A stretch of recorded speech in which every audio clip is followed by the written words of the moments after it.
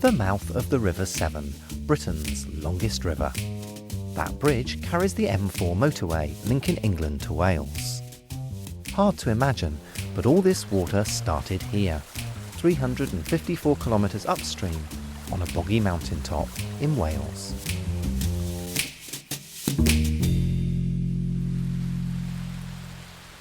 All rivers start as rain. The Cambrian Mountains, where the Severn starts, are very wet. It's all these raindrops that soak into the ground and then become a stream. Where the stream first emerges is called the source.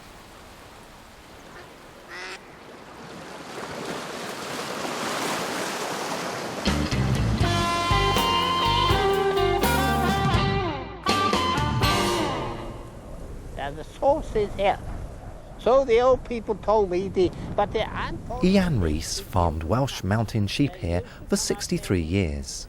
We would bring them up here somewhere around about the beginning of April, and we would take them down somewhere around about the end of October. Here at Plynlimmon, the river is only 21.5 kilometres from the Irish Sea, but finding the easiest route downhill, the Severn sets off in the opposite direction and takes the long way round via Shrewsbury, Worcester and Gloucester before flowing out into the Bristol Channel. And we're going to follow it. In the river's upper course, it only cuts a small channel, running through a valley with steep sides and a very narrow floor.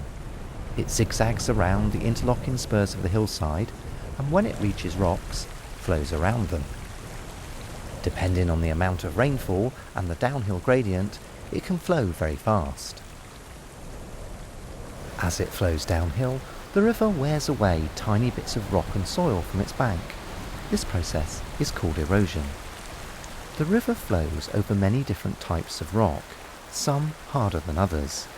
When an area of soft rock sits between two bands of hard rock, it erodes the soft rock away faster than the hard rock, creating a waterfall.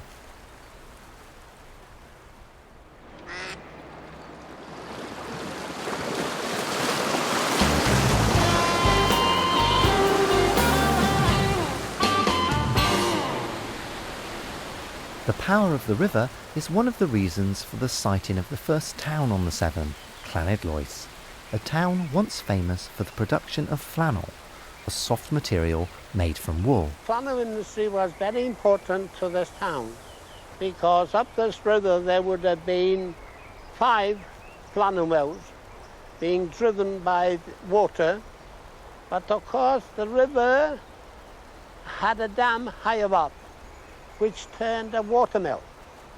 And the watermill would drive the machinery in the factory. I remember coming when I was a young boy, that father and I brought our wool to be made into flannel and clothing, etc. Flannel was produced here until 1937. The mill is now Riverside Flats.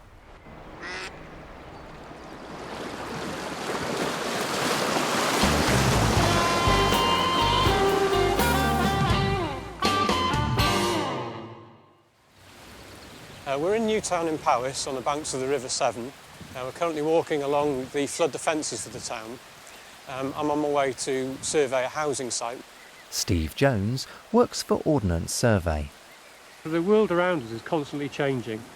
Houses are being built, roads are being built, and rivers like the River Severn here are changing also. They're changing their course. And in the case of Newtown, there's been a big flood defence scheme built in the 1960s so that the river didn't flood the town. It's important that these new features and the changes in these features are mapped. And it's my job, as part of a team of 300 surveyors that are based around the country, to put these new features on the map.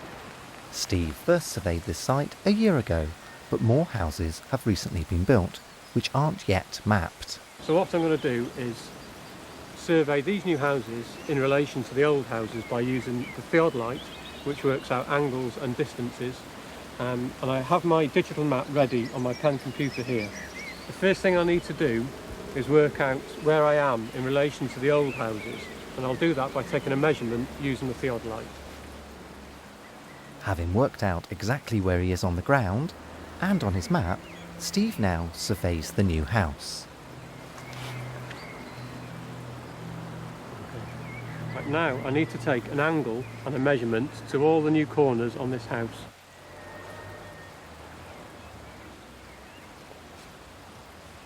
So I've got my 3 corners of my building. I'll now need to join these 3 points up. It's not all high-tech equipment, and with the new house plotted, Steve now measures the access road with his trusty tape.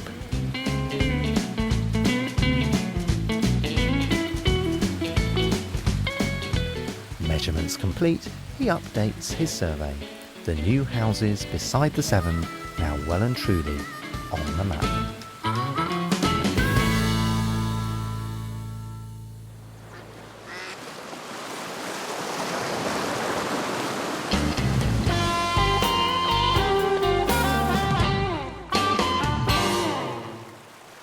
We come past small rapids, goes round big bends, meanders its way down the river. Someone who knows this stretch of river well is Neil Richardson from Red Ridge Centre.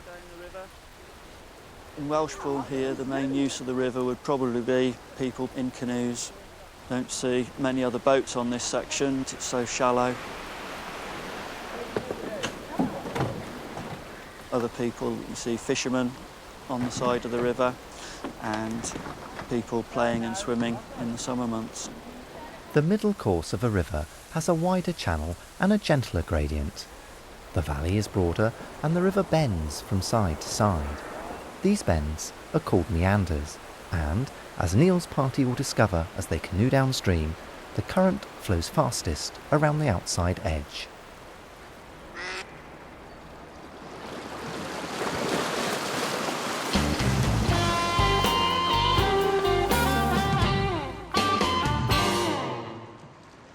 If you look at the map, Bridgnorth is actually 2 towns, Lowtown and Hightown.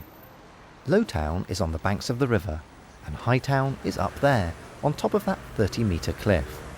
It might seem a mad idea to build a town on such different levels, but Bridgnorth has flourished because of its geography, not in spite of it. This is Hightown, the site of a Saxon castle with a strategic view of the river. And this is Lowtown, built beside the Severn, benefiting first-hand from the wealth the river trade generated.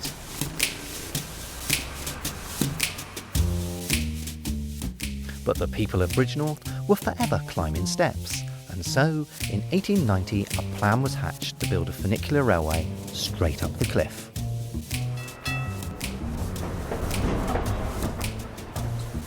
Remember our map? Watch as we climb away from the 3D world of Lowtown.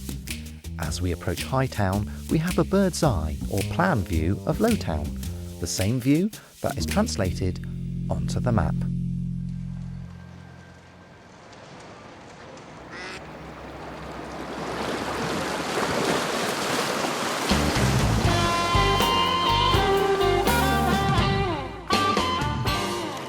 During the summer months, with little rain and low water levels, the Severn at Bewdley makes a tranquil scene. In the winter, it's a different picture, and built on a floodplain right beside the river, the town is in danger of flooding after winter rainstorms. One of the worst floods was in winter 2000. And the river was up to 5 metres above its normal level. And the tea rooms part of this was underwater, with only the word merchant above the surface. Roger Presswood works for the Environment Agency and led the team that were charged with designing flood defences for the town. But how do you protect riverside homes from such severe flooding without building a huge wall right in front of them? We could have built a tunnel to bypass the town, built a dam to hold the water back, or built walls through the town to hold the river away from the town during flooding season. None of these seemed suitable. With the river flowing at 6.5 kilometres per hour, they knew that it took 36 hours for torrential rain in the Welsh mountains to reach Bewdley as floodwater. So the solution they chose was a portable barrier, and each time there's a flood alert, they've a day and a half to erect it. It was tested for real in the floods of February 2004 and November 2005, and successfully kept the town dry.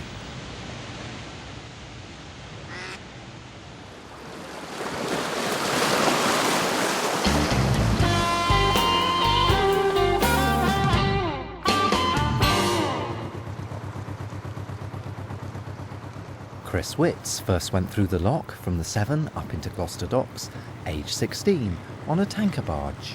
In those days, the River Severn was very much a commercial waterway. It was the main highway for carrying goods. It was pre-motorway days. So there was lots of commercial traffic on the river, lots of barges.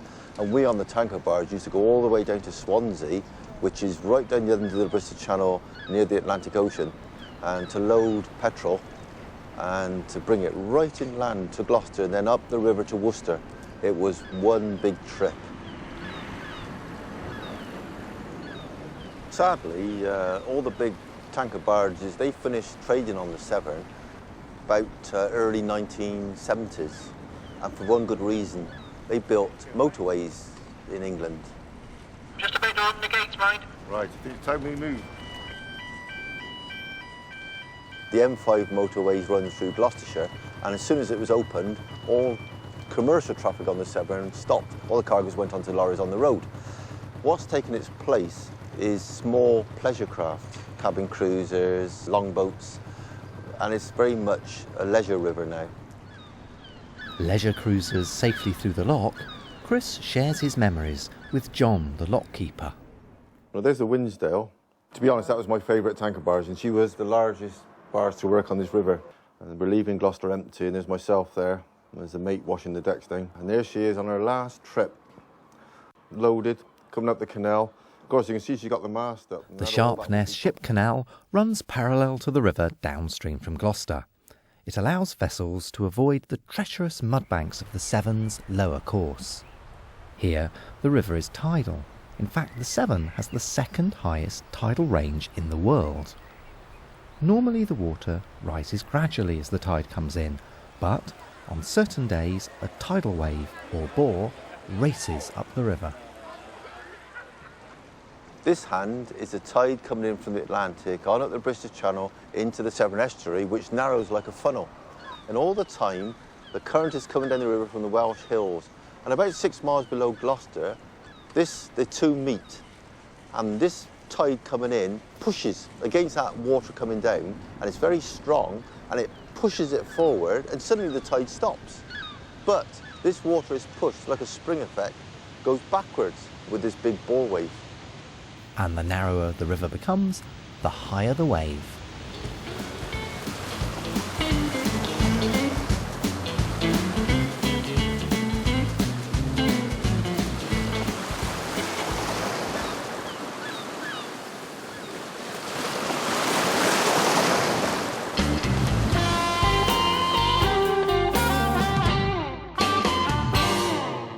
Just over 2 days ago, this water was part of a mountain stream, 354 kilometres away. It's shaped the landscape, powered industry, provided transport, and impacted on the lives of millions of people. Every river has tales to tell, and everyone has a river in their area. We've seen 7 snapshots of the Severn. Why not explore your river?